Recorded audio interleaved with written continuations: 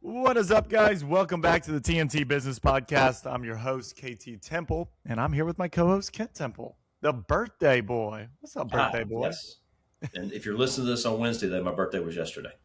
And if you didn't wish him happy birthday, you missed it. How dare you? You missed it. Yeah. Do not text me when you listen to this and say happy birthday. You missed it. So we are wanting to talk more about the Iranian conflict that we have found ourselves in. And just kind of giving you guys an update before we get to that. KT, quickly, while you're saying that, the reason we're doing this is because we did this 4 weeks ago when it first started. And we said, hey, if it's over in 4 weeks, you're not going to feel a lot of pain. Well, it's been 4 weeks, and I think some people are feeling some pain. Oh, yeah, it's starting. So before we get to that, I do want to thank our sponsors, the Temple Team. If you are looking to buy, sell, or invest in real estate, you can find us at thetempleteam.com. We are a real estate company that is located in the Charlotte, Lake Norman area. We've got agents all the way from Hickory down to Fort Mill. And if you're looking somewhere else, still reach out to us. We can connect you with a great realtor all across the nation and potentially internationally. We are a part of Keller Williams, so we've got locations all across the globe where we can connect you with a great realtor. So again, whether you're looking to buy, sell, or invest in real estate, you can find us at thetempleteam.com. All right, man. So let's just do a quick recap. Wait 1 second. I do want one more thing. Okay. A lot of people probably expected us to talk today about a lot of the partnerships that are being formed in real estate. A lot of partnerships between the big brokerages and some of the biggest online people out there, Zillow and Realtor.com. And we will cover that in about 2 weeks. I feel like if we cover it today, we don't know enough to fully cover it. So we're going to wait about 2 weeks, get more information, because this is not going in place immediately. It's sometime in second quarter. So give us a chance. I would say April 8th. Well, and there's 3 different deals going on that we have to have a complete understanding of before we can really get into it. We got a lot of details about ours, but there's 2 other companies making deals with other companies that we need to get more details of before we really get into that situation. And we will promise we're going to find an expert on this that can talk better than we can on it. So yeah, there you go. So, so let's do a quick recap. What happened 4 weeks ago? Well, first, I just want to say this. We're going to talk about how this affects the U.S. economy today, because that's why people are looking. We're a business podcast. But let's be real.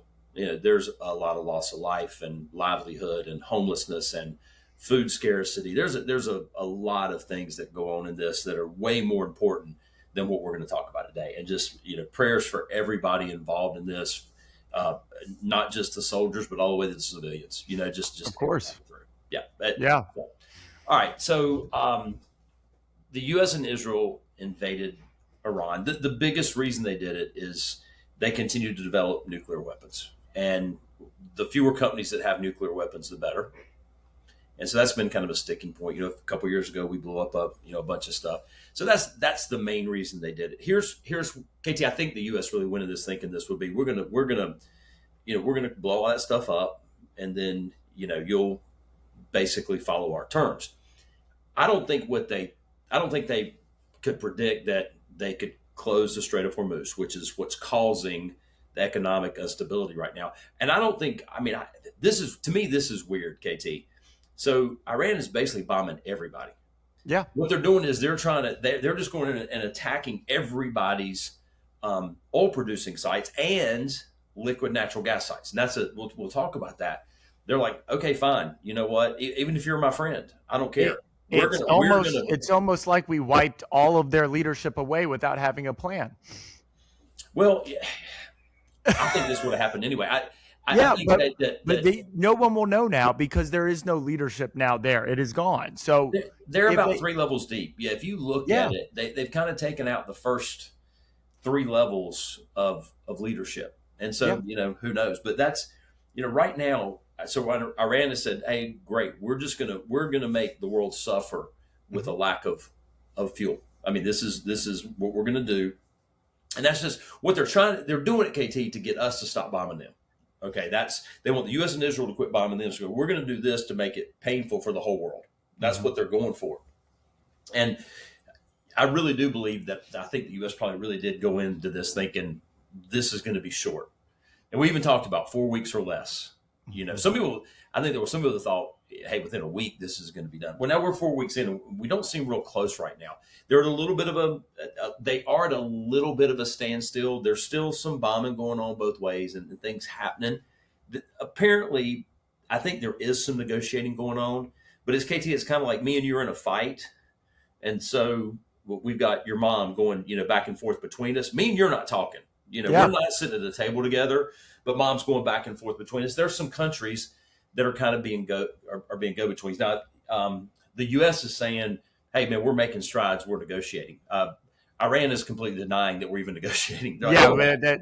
They have said that we are not talking to anyone. We are not asking for a ceasefire. We are not interested in a ceasefire.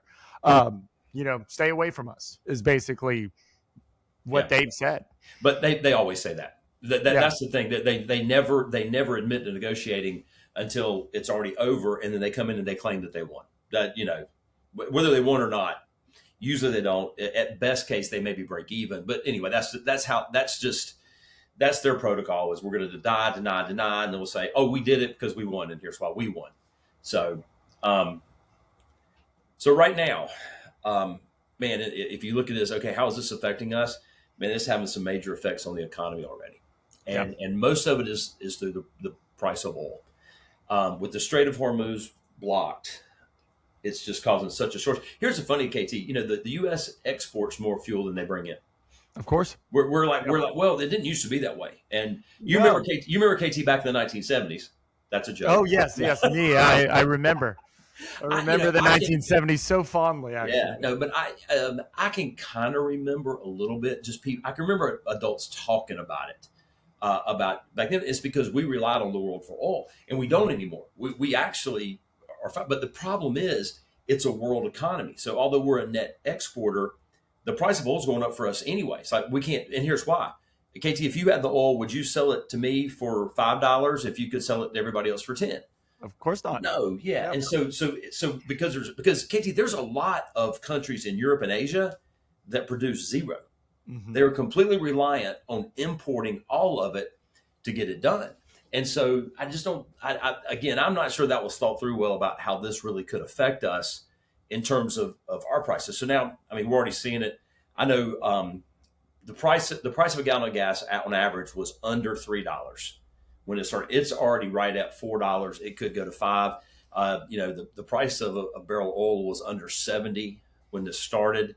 And now, depending on what day it is, it's over 100. There's a lot of predictions that if we don't get this done quickly, it could easily go to 150 and maybe 200. Yeah. And then you're just going to start seeing it. Right now, we're feeling the pain at the pump. But, the oil goes into lots of things, plastics, fertilizer. Also, oil is how we ship things from one place to the other. The cost of everything's going to get more expensive because it's going to – I saw they're saying that a guy that drives a truck right now, like an 18-wheeler truck, mm-hmm. that $300 to $400 a week more in fuel is what they're paying because diesel's even more expensive than gas.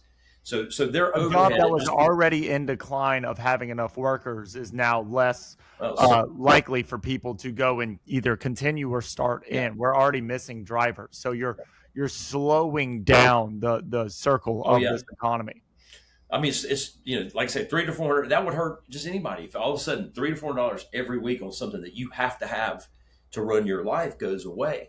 And you mentioned earlier about the big one you said that's a sticking point for me is the fertilizer issue. So many countries rely on the fertilizer. I know we can really only speak to America, but this is stopping up the fertilizer to help other countries have food. And this is where you're going to really see.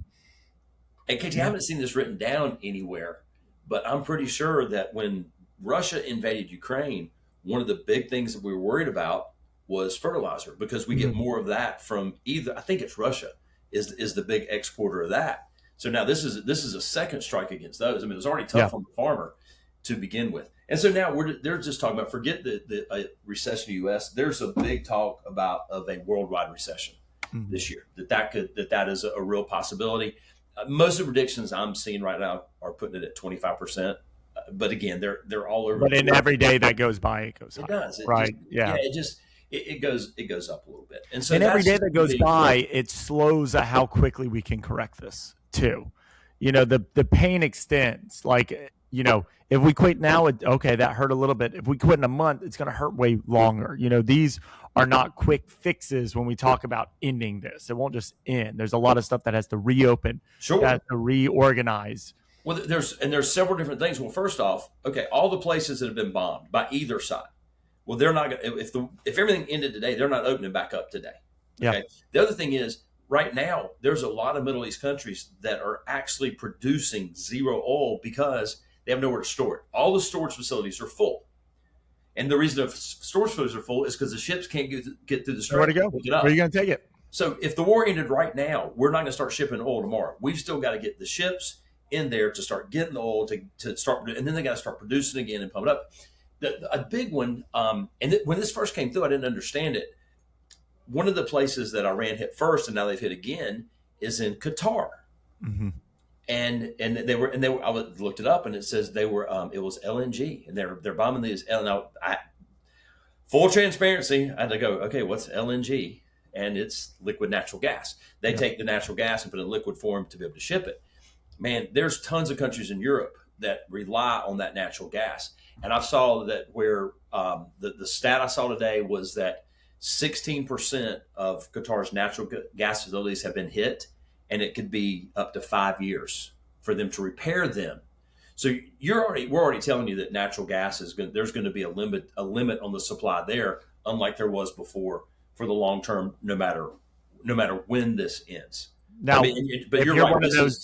If you're one of those Eastern European countries, where do you go now since you don't have availability from the Middle East? Yeah, where are you going to get it from? You're going to go to Russia. And so this is helping them, in opening up their oil reserves as well, because now these countries don't have a choice. They have to get it from somewhere at this point. They're going to go to the only other place that they can get it. Well, even the United States has talked about allowing Russian oil at sea. Apparently, there's some tankers out there to be sold. They can't ship any more out, is what they're saying, just to to help the supply. But you just said it best, KT. If it ended today, it's not just like, oh great, it's over and everything's just like it was before. It's just not. It is gonna take. There's gonna be the short term effect, which is how long it takes everything just to get back on a normal function. And the long term effect is how long is it going to take to fix the things that have been broken, where the places have been bombed and things like that. We do it right now. The U.S. has asked Israel, and Israel has agreed not to bomb oil producing facilities in Iran. And the trade-off should be that Iran does not bomb other, that they do kind of have a ceasefire on that. But again, it's in case you're wondering, it means so much. It means almost nothing. Well, it's so right now it is 2:00 on Tuesday afternoon Eastern Standard Time. You're listening to this hopefully, Wednesday morning. And we purposely did this because last time we waited 2 days and so much changed between recording on Monday and this coming out on Wednesday. Yeah, some things we can take ahead of time. We waited on this one, but when you wake up and you start listening to this, you go, "Wait a minute! I just saw they bombed something." It could be, or you could listen to this and that afternoon and go, "Oh wow, they did this," or it could come out that that they have reached some sort of agreement to start backing off. But the thing is, KT, this is not. So I use the example of me and you're in a fight and mom is running back between us. Me and you, we could actually go to the table and shake hands and go, okay, everything's cool. And we could be cool as people, right? That's not the way this is going to work. What has to happen first is we have to agree on some rules around a slowdown of fire. And then we're going to agree on rules of a ceasefire. And then we're going to agree to rules to end the war. This is a process, man. You don't wake up tomorrow and go, oh, okay, everybody hugged and they're good. So yeah, could that be done in a week? Yes, it can.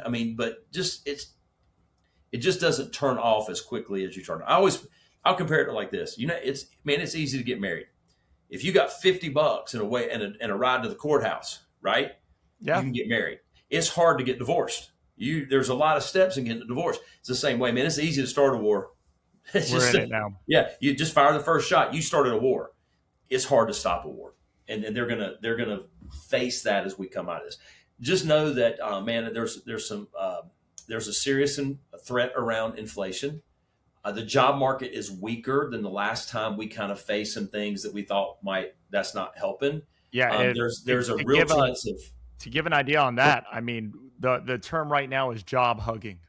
Yeah. Just staying with what you got and just keeping that, because it is so much more challenging to get a position than to keep the one that you currently And which have. was opposite of 4 years ago. 4 years ago, we were talking about We were everyone was job job hopping. hopping. We were Yeah. hopping. Yeah. Now we're hugging. Yeah, and then the last thing is there's a more serious chance of a recession in the U.S.